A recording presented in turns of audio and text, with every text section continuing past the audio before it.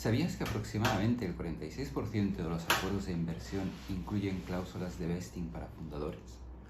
¿Y sabías que las startups que implementan cláusulas de vesting bien estructuradas tienden a tener una mejor valoración durante la ronda de financiación? Porque señala a los inversores que están gestionando eficazmente su capital humano. Pues hoy te propongo justamente esto: hablar del vesting y del reverse vesting.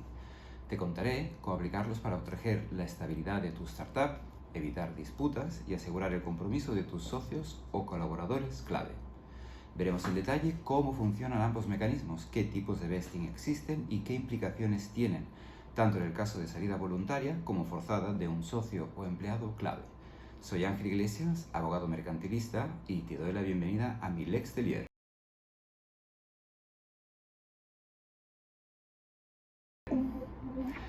Bueno, ¿y qué es exactamente el vesting?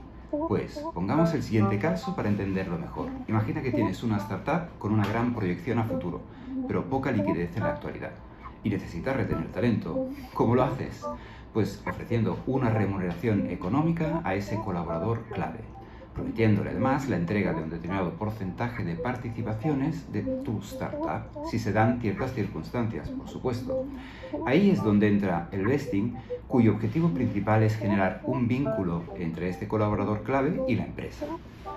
Ahora, en cambio, hablemos de lo que es el reverse vesting. Imagínate que eres un inversor que ha puesto una buena cantidad de dinero en el próximo unicornio. Lo lógico será que quieras que los socios fundadores, normalmente también los directivos de esa empresa, sigan al frente de la startup durante cierto tiempo X, 1, 2 años o 3, desde que se hace la inversión, por supuesto. ¿Qué ocurre si luego uno de esos socios fundadores, tras, pongamos, un año, decide marcharse de la empresa? Si ese socio, pongamos, por ejemplo, tenía el poder de la disposición del 30% de las participaciones sociales, la empresa podría verse en una situación muy delicada. ¿Por qué? Porque una parte significativa del capital social estaría en manos de alguien que ya no está comprometido con ese proyecto. Y aquí es donde puede entrar en juego el reverse vesting, como más adelante explicaré. Pero bueno, volvamos a lo que es el vesting. El vesting implica firmar un pacto en el que se establece un calendario, generalmente de varios años, de 3 a 5, durante los cuales habitualmente estos colaboradores o empleados clave van adquiriendo participaciones de la empresa en la que trabajan de manera progresiva. Hay varios tipos de vesting, pero podríamos clasificarlos en dos grandes categorías: el vesting temporal, que es el más común, en el que las participaciones se van liberando de forma progresiva y paulatina a lo largo de un periodo de tiempo determinado, que suele ser lo que decía antes, de entre 3 a 5 años, siendo lo más habitual 4 años. Es también común que en este primer año se establezca un cliff, o periodo en el cual no se adquiere ninguna participación, y una vez transcurrido el primer año, ¡pam!, de golpe se te otorga, pongamos por ejemplo, el 25% del total acordado. Y a partir de entonces las participaciones se van consolidando mes a mes o trimestralmente. Es decir, pongamos un ejemplo concreto que se va a entender mejor. Pongamos que se negocia con un colaborador un vesting de 4 años con un cliff de 1, percibiendo al final de cada año un 25% del total de las participaciones que se ha pactado que perciba. Pongamos que se ha pactado que perciba el 5% de las participaciones sociales de esa sociedad. Pues ¿qué pasa? Si, por ejemplo, se va de la empresa a los 24 meses de haber firmado ese contrato, habrá devengado el derecho a percibir el 2,5% del total de las participaciones. ¿Por qué? Porque 24 meses es la mitad de los 4 años, es decir, ha generado un derecho de recibir la mitad de las participaciones que había pactado, que era el 5%, ni una más ni una menos. Si en cambio se va al tercer año, pues percibirá el 3,75% del total de las participaciones pactadas. Y si se va a los 11 meses, veo que estás atento, no percibirá ni una sola participación, porque le aplicará el cliff. Luego hay el otro tipo de vesting habitual, aparte de este que os he explicado, que es el temporal, que es el vesting por hitos. Este tipo de vesting está condicionado al cumplimiento de ciertos objetivos.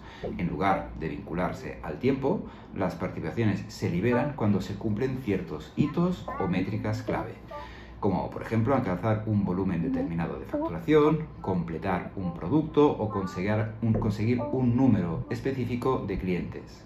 Pero, ¿qué os parece si os digo que existe el mecanismo exacto contrario?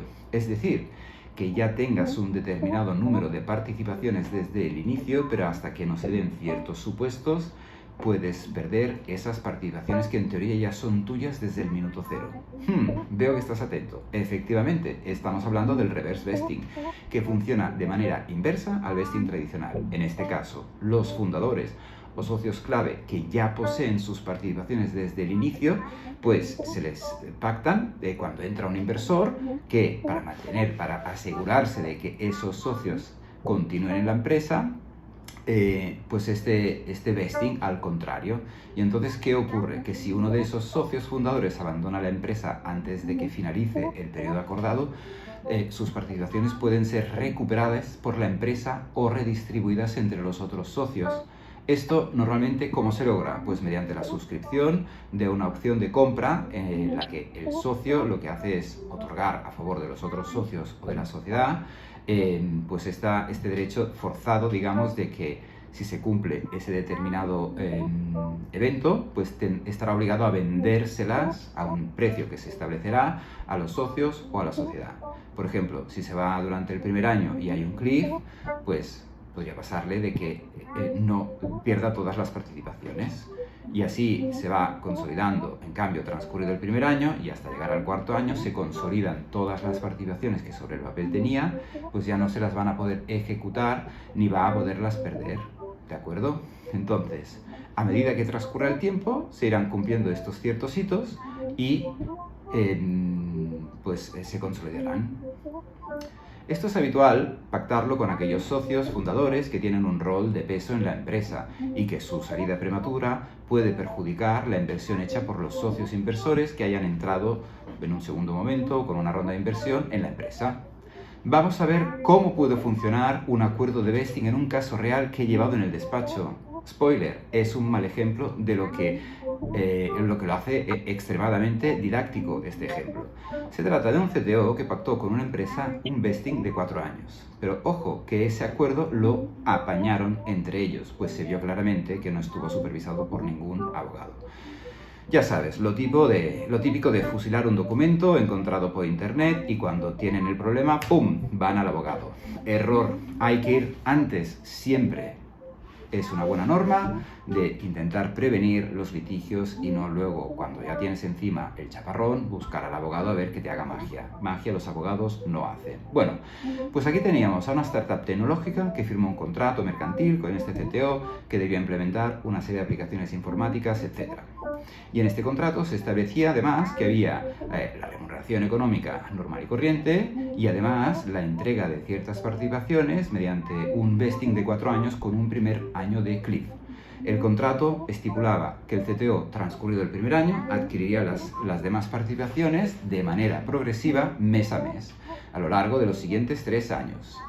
Pues bien, tras aproximadamente 3 años trabajando en esta empresa, de repente la relación entre el CTO y los demás socios se tuerce y la empresa decide resolver el contrato mercantil de forma anticipada, sin dar una justificación clara al respecto ni nada al CTO. Y aquí entran en juego varios conceptos legales importantes. El primero es si el CTO debía considerarse un good leaver o un bad leaver. ¿Pero qué es esto del good y bad leaver?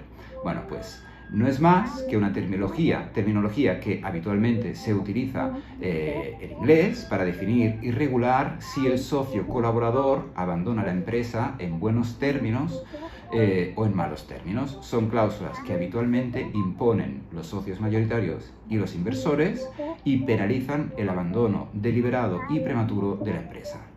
Pero penalizan o no penalizan, al contrario, el abandono involuntario. Un good leaver es alguien que deja la empresa por razones justificadas y expresamente pactadas en su acuerdo con la empresa o los socios. Estas razones pueden ser problemas personales, enfermedad, jubilación o un acuerdo mutuo entre las partes que establezca lo que quieran. No hay un listado concreto ni la ley regula cuándo es un good o bad leaver event. Será lo que acuerden las partes siempre. En estos casos de salida prematura como good leaver, lo habitual es que en lugar de entregarle las participaciones, pues está abandonando la empresa y se presume que su compromiso con el proyecto desaparecerá. Entonces, en estos casos lo que se hace es que se le paga en dinero su contravalor equivalente. Y aquí es muy importante haber pactado antes o su valor, o más comúnmente, la manera de calcular ese valor de las participaciones en el momento en el que se da el leaver event. ¿Y qué diferentes métodos de valoración hay? Pues bueno, pues si queremos hacer una lista completa, podría pactarse el valor razonable según se obtiene las normas de contabilidad, o un valor razonable con un descuento determinado, el valor de la última ampliación de capital, el valor de la última ronda de inversión que se tome como referencia, el valor fijado por un auditor independiente, etc. Ojo, no olvides fijar también en qué plazo se hará este pago, que a veces se nos olvidan las cosas más básicas, y si no pones un plazo, ok, tendrás obligación de pagar, pero si no dices cuándo, pues ya tenemos un problema. Un bad leaver, por otro lado, es alguien que está despedido por una causa justificada, por ejemplo, un incumplimiento grave de contrato por mal desempeño o por un comportamiento perjudicial para la empresa. Aquí también entrarían aquellos casos en que se obliga al socio a abandonar el proyecto, devolver las participaciones cuando es condenado por un delito grave, malversación de fondos o de propiedades, o en general cuando cometa determinados delitos, habitualmente con sentencia de condena en firme, es decir, que no sea recurrible. Pero ojo, hay que pactarlo, si no, no lo podrás echar. Por tanto, estos casos de bad leaver, las participaciones adquiridas ya será imposible de obtenerlas, y las adquiridas durante el vesting, es decir, las que se han devengado, deben revenderse a la sociedad a un valor bajo. A menudo es o el valor nominal de las participaciones o incluso un valor simbólico inferior. Esta penalización funciona como estímulo para hacer bien las cosas, pues no solo pierdes la oportunidad de ser socio de la empresa, sino que si la empresa vale una cierta cantidad de dinero astronómica, con la recompra de estas participaciones, el bad leaver no disfrutará ni participará de este mayor valor de la empresa. En el ejemplo que os estaba comentando antes del CTO, la resolución contractual activada por la sociedad no estaba prevista en el acuerdo, por lo que hizo extremadamente difícil saber cómo debían valorarse las participaciones. No si éstas debían recomprarse por la sociedad, sino ya qué se tenía que hacer con estas participaciones, las devengadas en el vesting y las no devengadas. El contrato tampoco definía si la resolución injustificada daba cualquier otro tipo de derecho al socio. Lo que os comentaba, ¿no? A ver, me has resuelto el contrato, bien, pero yo me quedo las participaciones que se han devengado durante el vesting, me las tienes que recomprar, ¿a qué valor me lo recompras? ¿No? En fin, si podía exigir también una compensación o no por las participaciones que no pudo adquirir debido a una terminación anticipada del contrato por un hecho ajeno a su voluntad. Y aquí es donde entran en el juego otros conceptos interesantes, los triggers o gatillos y los aceleradores. Un trigger es un evento que activa la recompra o liberación inmediata de las participaciones.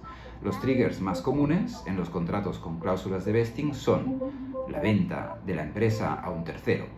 Si la empresa, por ejemplo, se vende antes de que el socio o empleado complete su periodo de vesting, lo habitual es acordar un acelerador que permita que todas las participaciones del colaborador se liberen de inmediato, incluso si no ha cumplido el plazo completo de vesting.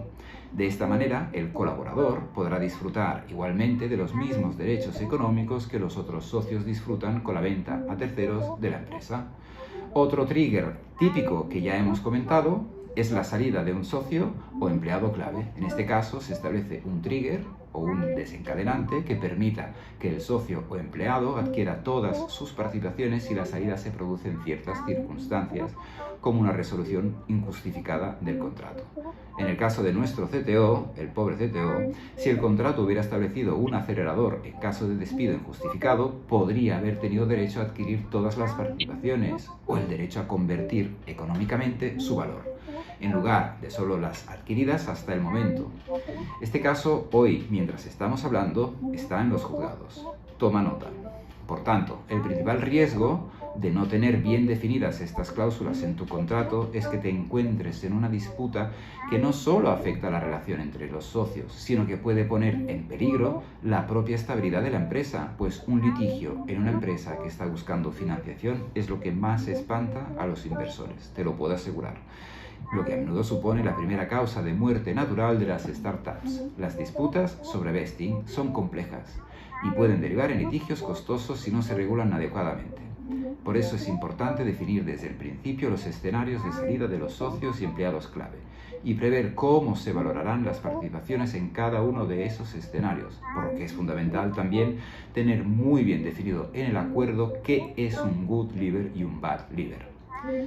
Bueno, espero que con este vídeo te haya quedado claro la importancia de vesting y del reverse vesting como herramientas imprescindibles para cualquier startup que busque proteger su estructura de capital y asegurarse de que los socios empleados clave estén alineados con el éxito de la empresa a largo plazo.